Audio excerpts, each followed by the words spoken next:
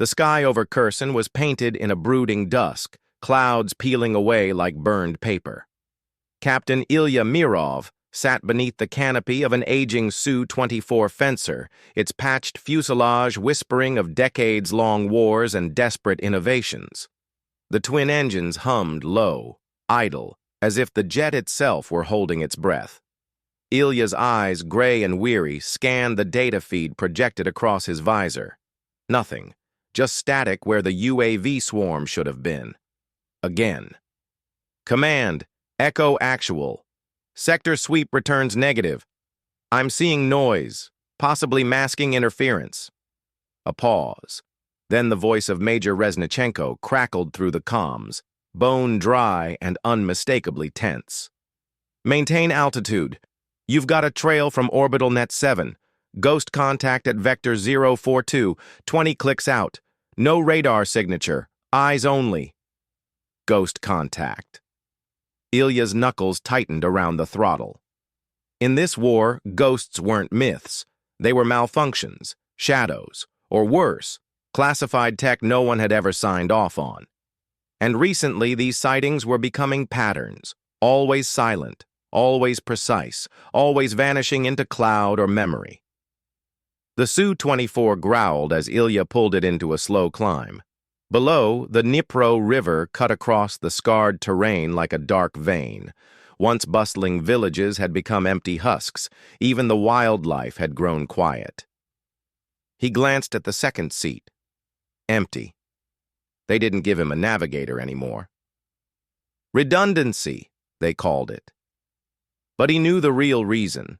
No one wanted to fly into the anomaly zones. He spotted it after 5 minutes, a faint shimmer against the dying light, like heat distortion folded into itself. He banked gently, cameras rolling, sensors straining. The object moved unnaturally. No vapor trail, no IR spike. It matched his vector, perfectly synchronized, then suddenly dipped below visibility like a breath exhaled. Contact just disappeared, confirming no EM trail. Silence. Then, return to base. Debrief in 60. As he descended, his systems flickered briefly, maddeningly, showing 3 other Su-24s flying in formation with him, though none had taken off. Their call signs flickered on his HUD, Echo 1, Echo 2, Echo 3. Then, they were gone. The underground debrief chamber buzzed with fluorescent lights and paranoia. Maps cluttered the wall. An AI assistant blinked silently from a console, looping telemetry data in cryptic patterns. Major Reznichenko stood with arms folded, flanked by a woman Ilya didn't recognize. Early 30s, precise posture, eyes like she'd read every thought before it was spoken. Captain Mirov, this is Lieutenant Commander Helena Kovalenko. Quantum Systems. She's read your feed. Ilya sat, still in his flight suit. Those blips, those weren't drones. No, Helena said evenly. They weren't anything we've built. Then what were they? Reznichenko tapped the console. The data reloaded into a 3D space. Ghost jets, full vector paths, perfect synchronization. Echo Squadron, you've flown with them now. We believe they're temporal projections, remnants of a failed experiment. Not entirely here, not entirely gone. Ilya laughed without humor. You're telling me I flew with ghosts. We're telling you they need a pilot to finish what they started. Silence swelled in the room. Helena stepped forward. You're the only one who's made visual contact more than once and survived it. Echo Squadron's pattern is locked into a recursive loop. We think your proximity disrupted the timeline. Disrupted how? They tried to stop something, failed. Now they're reliving the attempt endlessly. Reznichenko added, We want you to fly with them. Not observe. Integrate. The chill that ran down Ilya's spine wasn't from fear. It was from the realization that he'd already agreed the moment he saw the others in the sky. When? Helena smiled faintly, almost apologetically. Dawn, but we need to modify your aircraft first. Back at the hangar, Ilya approached his jet like a man greeting an old warhorse for one last ride.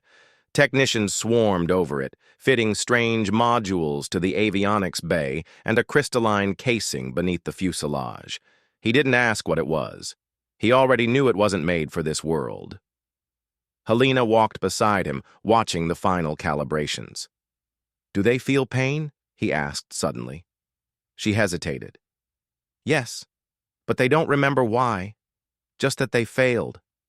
And me? What happens if I don't come back?" "You will," she said softly, "because you're not flying into death. You're flying into memory." Ilya climbed the ladder, slipping into the cockpit with practiced ease. The canopy sealed with a hiss, trapping him between metal and myth. Over the headset, Helena's voice came through one last time. "Fly straight, Captain. They'll find you." As the engines roared and the night opened its arms, Ilya felt the presence again. 3 shadows at his flanks, quiet, watching, waiting. They were coming back. So was he. The night sky above Zaporizhia glimmered. Faintly, with residual static, remnants of the geomagnetic turbulence caused by the new system embedded in Ilya's Su-24. The jet soared silently at 20,000 feet, sensors dulled by design, signal dampeners humming beneath the frame like the whisper of an old song. Time, or something pretending to be it, stretched thinner with each second. Ilya glanced at the cockpit's left panel. 3 blue pulses blinked softly. The Echo Squadron, visualized only through whatever dimension-hacked software Helena had installed. He knew they weren't physical in the conventional sense, but he could feel them. 3 presences flying in tandem, just behind reality's curtain. They moved not like machines, but like memory, familiar, predictive, almost comforting. "You are now within the window." Helena's voice came through low and metallic. She wasn't speaking through military channels anymore. "Maintain altitude. Begin synchronizing your thought patterns. Let the aircraft's neural interface read you. It will let them in." He closed his eyes briefly. The interface was subtle, its tendrils forming a neural bridge not through pain or pressure, but through shared will. He focused on the past, on the war, on the first time he lost control of his aircraft over Bakhmut when the lights in the sky appeared. That had been the first time the echoes emerged. Then they came. The HUD dimmed, and the blue pulses flared into full silhouettes, 3 Su-24s, flying in impossible unison, flickering between frames like poor film stock. He turned instinctively, and for the first time, one of them turned back. Its canopy was black, but a glint of a face appeared within. It was him, or a version of him, helmet cracked, eyes wide, lips mouthing something he couldn't hear. The radio hissed. "Echo 2 initiating maneuver pattern Delta 7. Confirm, a voice that was his own but distorted, stretched by echoes, rang in his ear. "I confirm," Ilya said quietly. They banked left in a spiral. Cloud cover overtook them and the temperature dropped. Ilya's display screen filled with static, then coordinates scrolled by in a strange glyph-like font he didn't recognize. The aircraft dipped lower. They were descending into the anomaly. As they approached the target area, an abandoned Soviet radar station deep in the Carpathians, reality began to fracture. Buildings shimmered between decades, oscillating between pristine and ruined. Trees flickered between blossom and bare, and at the center stood a towering spire of energy, a crystalline structure rooted in the earth, glowing in pulses that matched the echo's pattern. "Target acquired," one of the echoes transmitted. Ilya saw flashes of memory that weren't his. Explosions, screaming. The fencer splitting in half mid-air, then reversing in time and flying whole again. He saw Helena on the ground, younger, wearing a lab coat stained with blood, speaking into a device not built on Earth.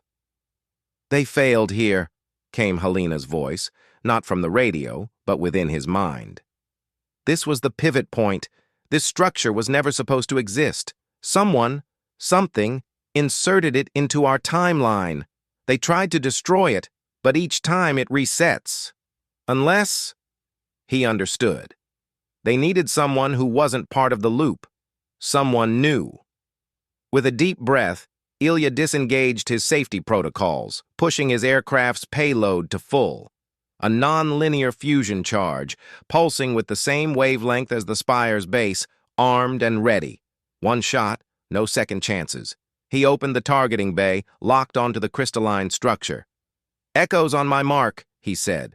They mirrored his position. Perfect formation. 3. His radar lit up. Enemy contacts or something mimicking them, cloaked in time-shifting pulses, peeling toward them. 2. The sky around them bent, stars stuttering like a scratched disc. His HUD cracked, bleeding light from the past. 1, he fired. The blast wasn't light or heat. It was silence, a violent, devouring absence of everything. The sky vanished. The echoes exploded outward, their forms stretching into ribboned shadows before collapsing into starlight.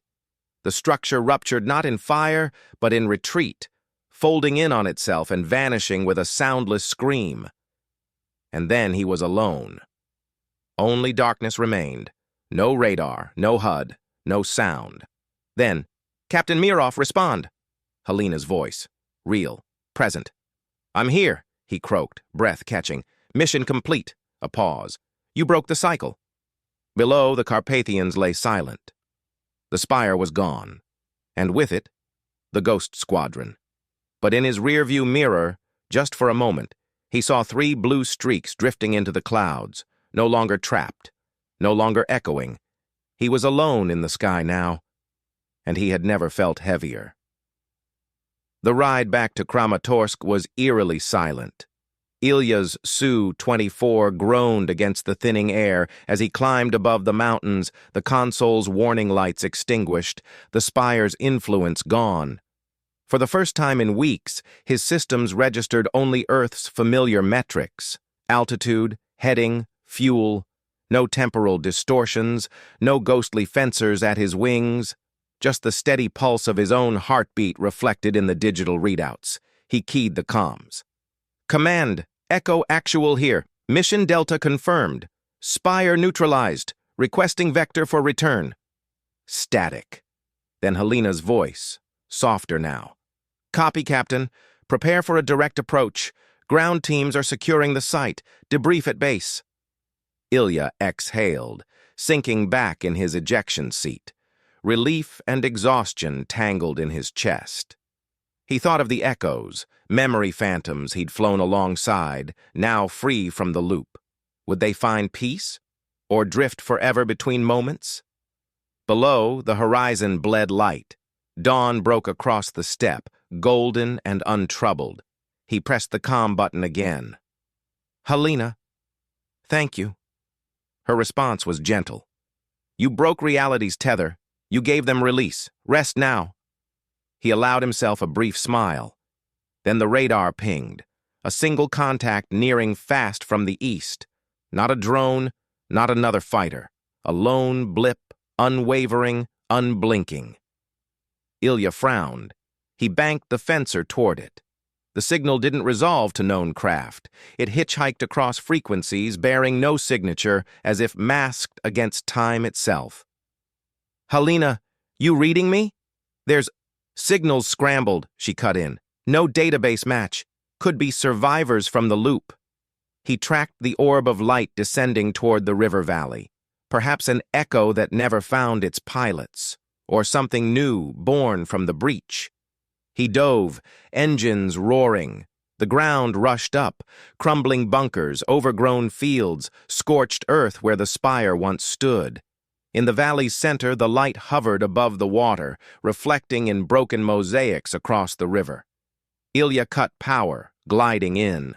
The orb pulsed rhythmically, a slow throb he could feel in his bones. He hovered 30 feet above, heart hammering. It brightened, then dimmed, as though beckoning. He flicked off the safety, eased forward. The cockpit's interior lights died, leaving only the orbs glow. Ilya's fingers trembled on the stick as he whispered, "Who are you?" No answer in words. Instead, the orbs split, 3 points of light rising in formation. They flashed once, then coalesced into a singular shape. A man in flight gear, helmet off, face calm and untroubled. His eyes were Ilya's own, but infinitely older, wise, weathered by 10,000 battles across time. The figure raised a hand. In Ilya's mind, memories unfurled, of future skies conquered, of worlds rebuilt and lost, of every choice that led here. He saw the outcome of letting the spire grow unchecked, wars unending, reality unraveling. Then the figure smiled, a gesture filled with both sorrow and hope. Ilya felt a warmth spread through him.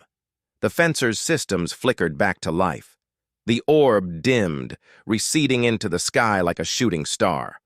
The figure vanished, leaving only the echo of his presence. He keyed his mic. "Helena, I need an extended debrief. There's something more." Below, support ships lit up as ground crews moved in. The future, it seemed, still had stories to write. Ilya climbed back to cruising altitude, hands steady, heart lighter. He looked east, toward new dawns and uncharted skies. Because even after you break the loop, the echo of tomorrow can still call you home.